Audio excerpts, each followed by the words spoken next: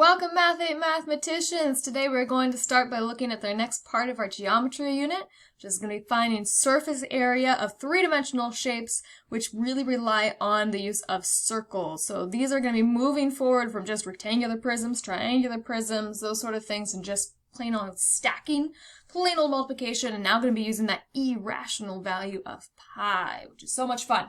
We're going to do a little bit of a three-parter here, because our main idea is that we want to be able to find the surface area of cylinders, cones, and spheres. So this video, we're going to focus just on cylinders for the most part. Next one's going to be cones. The last one is going to be spheres, but they will build off of each other, and we're going to do them in the same arrangement each time. So let's get started with the cylinder. We're going to remind ourselves what a cylinder looks like, how we just can describe it, and then we're going to pull it apart to find a net so we can determine the surface area.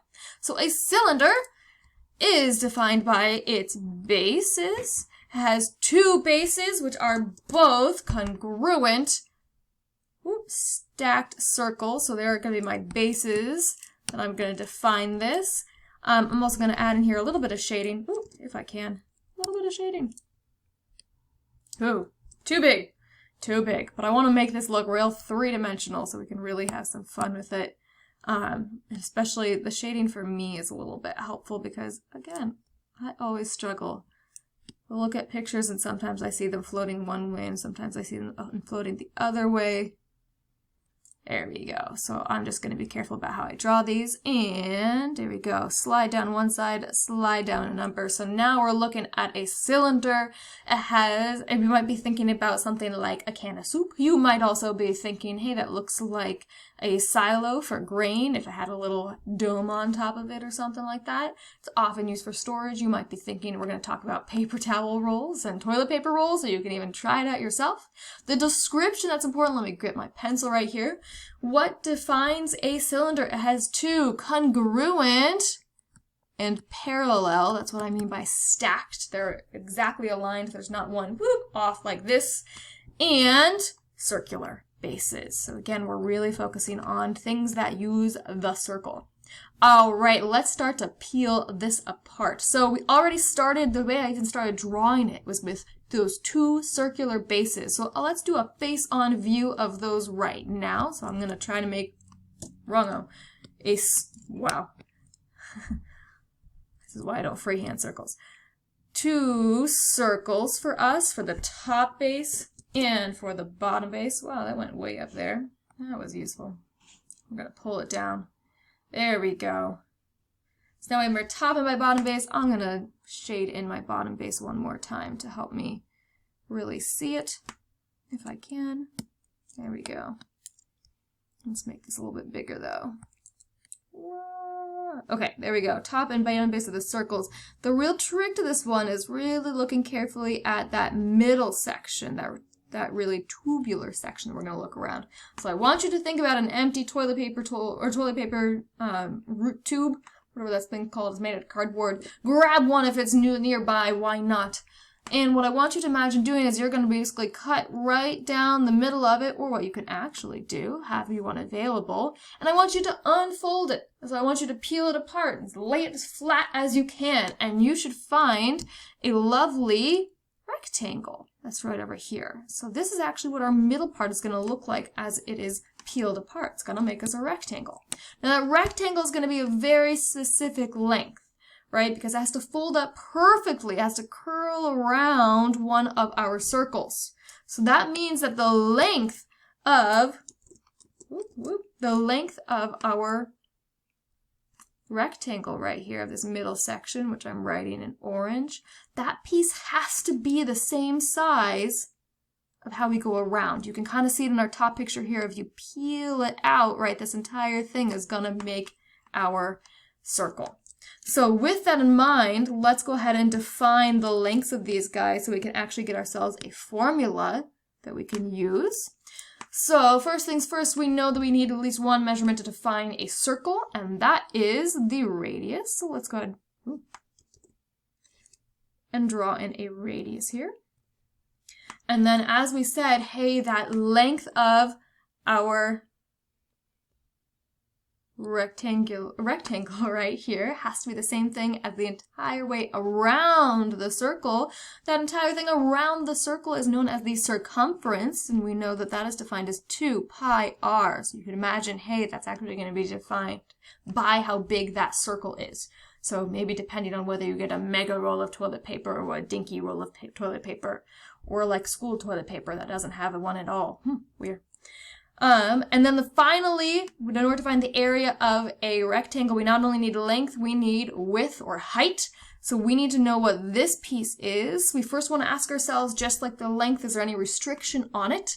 Well, you could imagine with your toilet paper roll, well, what if you used a paper towel roll instead? It's just longer, but it could have the same radius. So this is actually independent, we would say. So we need to define this as well. So we really need to know both the radius and the height of a cylinder in order to find the surface area. But with these two, we can build our surface area equation. So let's go ahead and do that. Let's do this in green. So we know that we have our two circles, our top and our bottom base, both defined by r. So this top piece over here will have an area of pi r squared, the area of a circle.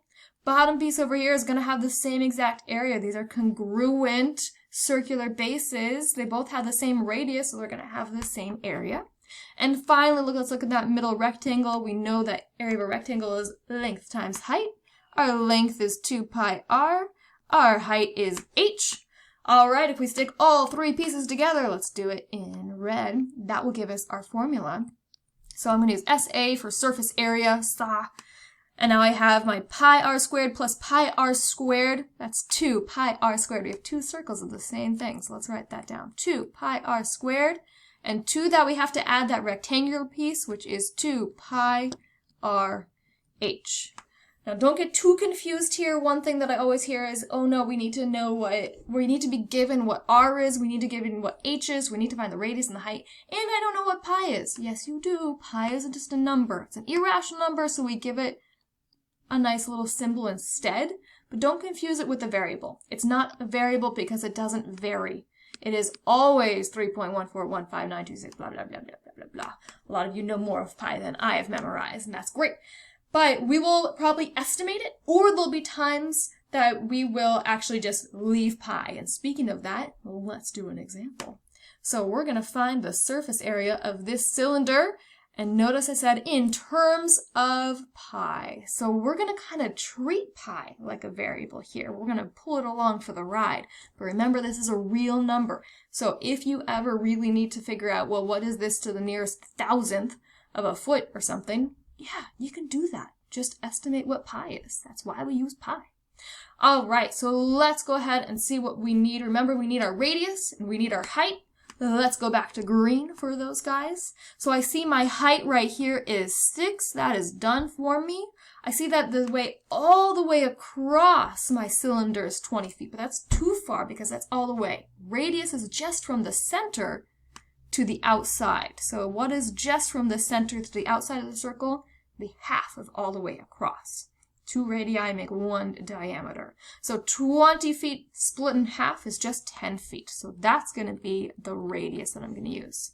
So now I'm just going to pull this equation right here. It's always good practice to have your equation ready to go. Oh no, it's trapped. It's behind me. Okay, there we go. Alright, so now that I have my surface area equation, I'm going to drag my face to the other side so I don't get in the way of the good stuff, the maths. That's what we want to see. Alright, so we have the surface area is 2 pi. I'm going to start rewriting this, but instead of... no, I wanted to leave that there. But instead of r and h, now I can plug in the actual numbers for this problem. So my surface area is going to be equal to 2 pi, not just r, any old r squared, but 10 squared.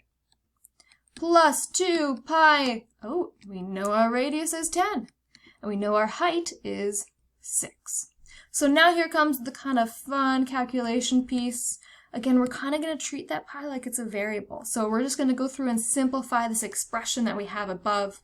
I'm going to follow my order of operations. I see an exponent in here, so 2 pi 10 squared is 100. Plus 2 pi 10 times 6 is 60. Notice I just multiplied those first. Doesn't matter which order we multiply in. That's part of our order of operations. But everything in that term, since it's multiplied together, Order doesn't matter. All right, surface area, again, order doesn't matter. I have 2 times pi times 100. Why not do 2 times 100 first, since I know how to do that exactly? So I have 200 pi. Same thing on this side. 2 times pi times 60 is the same thing as 120, or 2 times 60 times pi. Notice now, this is just like I have like terms. If I have 200 pi's and 120 pi's, I have a lot of pi's. 320 pi's altogether. Now that I'm down to one term, I want to go back and make sure that I'm getting my units correctly. Remember that these are measured in feet. I'm working an area here, so that means I'm going to have feet squared in my final calculation here. So there we go. That will be my final answer. So now I know how much paint to use if I want to paint over all surfaces of this silo, maybe seal it or something like that. Okay.